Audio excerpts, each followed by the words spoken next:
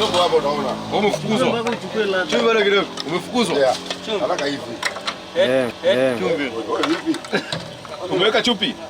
Tuko Jumuiya ya Afrika Mashariki na tulikuwa tunafikiri ya kwamba changamoto imepungua.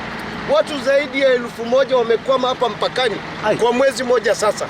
Siku 25 karibu wametoka kwa boda kilomita 1 wameanza kukwamisha tena.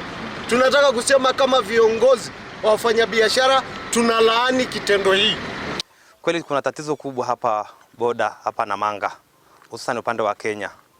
Wateja wetu wameshapakia mizigo tokea jana, mingine ni perishable goods, ikiwemo dawa za binadamu.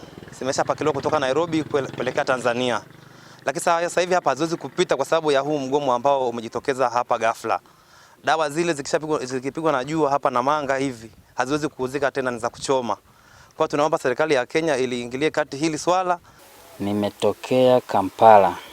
Naelekea Onyesheni ile kabisa. TRA inafanya nini ndani ya Kenya? Hapa mida ya saa 4 ya usiku.